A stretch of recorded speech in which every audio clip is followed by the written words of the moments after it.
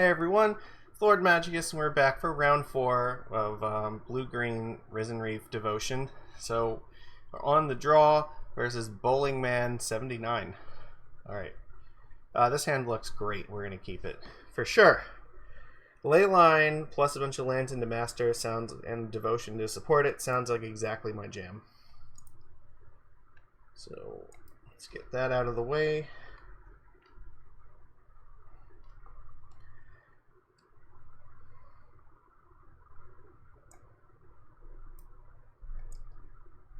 So we will definitely lead on Breeding Pool. Looks like this might be the... Oh, fuck. This is like a Bogles deck? Interesting. Well, that's going to help our cause. If we can get Master Waves out to stabilize early enough, like, we can put a ton of things in front of this to block it forever. And we have Nykthos, which means then once we draw like our stupid Devotion payoffs, we'll be great. Ah, their mana base is not working very well, so that gives us more time.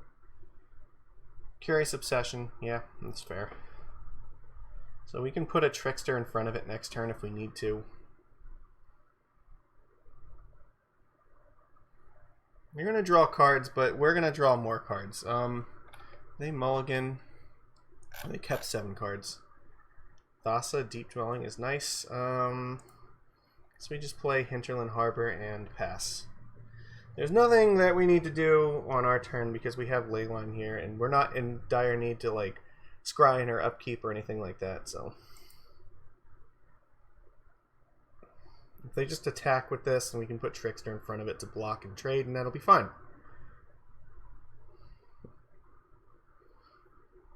Unless the only thing is if they have like another aura to put on it, then it's going to make it very hard. So, and it looks like they probably have a bunch of auras to dump on top of it. Staggering Insight, yeah, that's not great. So here, what do I want to do? Well, the cool thing is if oh god, that's not good. So, alright. We might have to start chump blocking it. We just need to live long enough for Master Waves to come online next turn. It doesn't have Trample yet, but we have the Nykthos to get the turn 3 Master out. And then we can use Thassa the turn after to keep blinking Master Waves, so hopefully that will be good enough. So we'll play Thassa's Oracle, probably. I think that's the safest thing to do.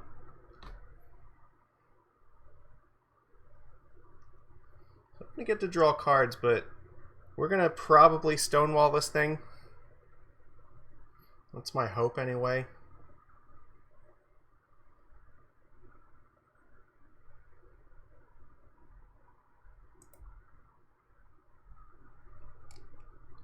I think we've played against Bogles and Pioneer before, but it's been quite a while, so...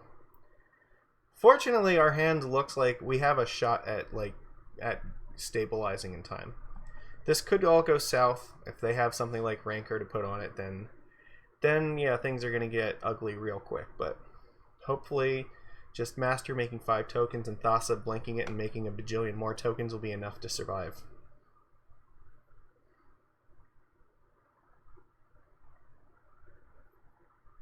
I think there might be an aura that they...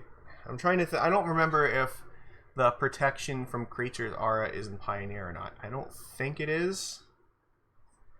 But we could also be facing something like All That Glitters, which will make it even bigger. Or if they have like another Ethereal Armor plus Rancor, like that would be enough to probably kill us.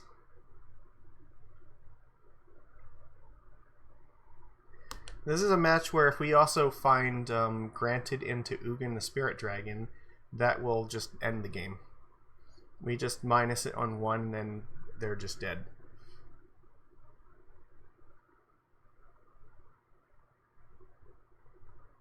So...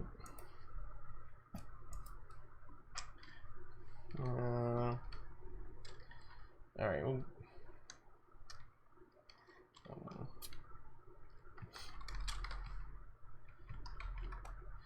Alright. Just a friendly little poke to see what's going on their side. The time's running out, and I don't think that it's me this time. I'm pretty sure that it's them, so...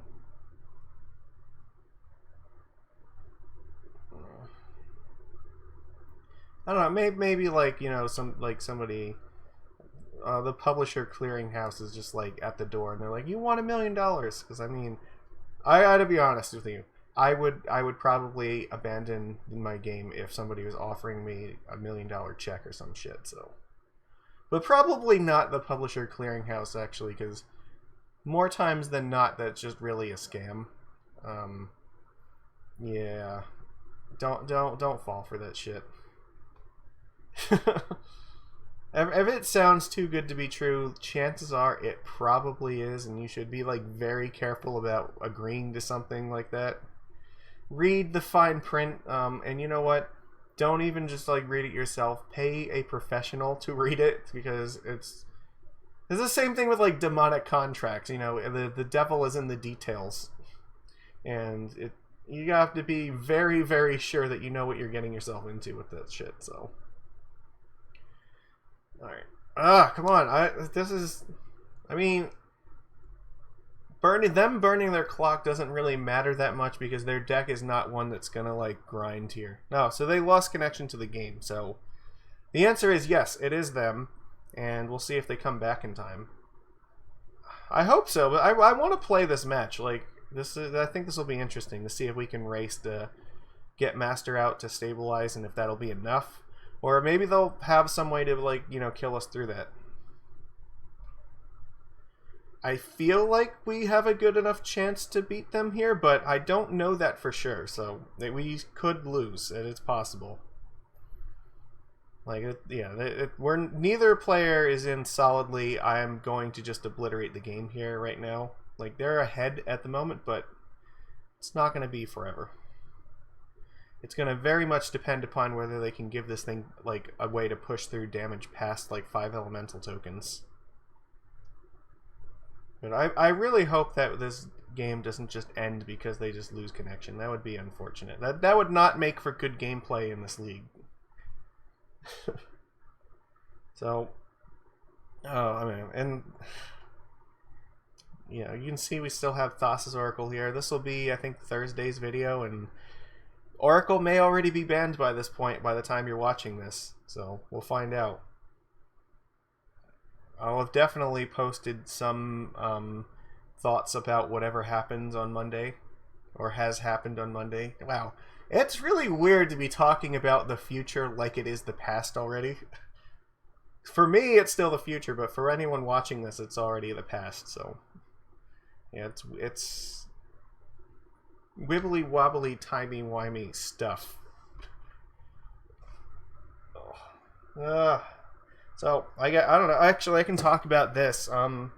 I've been playing a D&D campaign, and like everything else, if I have the option to, I try to go and find a way to play Merfolk, because we are playing a Magic the Gathering themed D&D game. We're using the Ravnica setting, so I am playing as Corey in Is It Merfolk. She is a wild mage sorcerer, which I thought would be a very, very cool way to play like an Is It mage. You know, a merfolk that has access to wild magic. So there's not like what, 2 or 3. I think there's 3 blue-red merfolk. There's one from Theros, which is like an artificer one. There's Jorien, I think, which is from Zendikar, and there is Razorfin Hunter, which is an Apocalypse card. So that would be Dominaria, I think.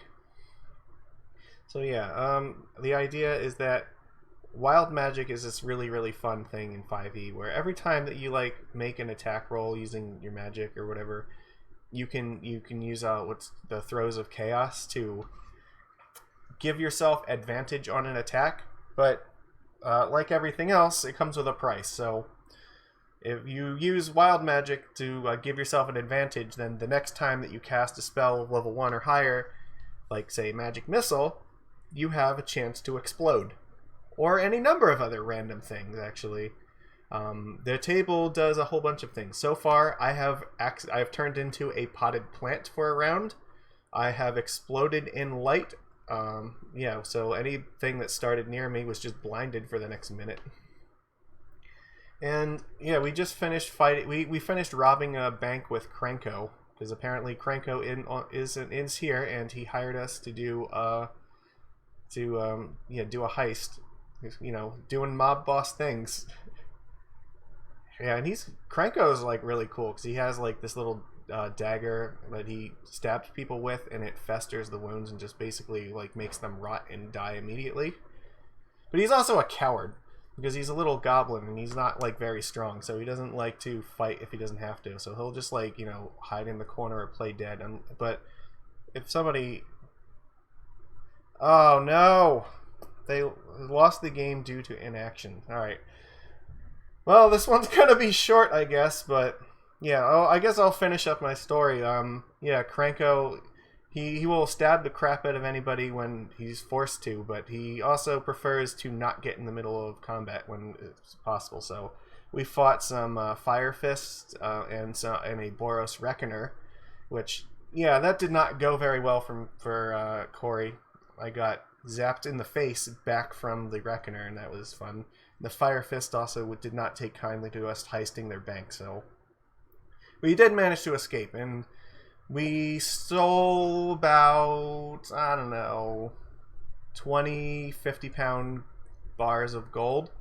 So like each of us now has like, we got like a 12,000 gold cut out of robbing this bank, which was nice. It was not an Orzhov bank. Don't ever rob from the Orzhov because your soul will be on the line. So, well, hopefully my story about Ravnica and D&D is entertaining enough to make up for the fact that our opponent just like disconnected and lost.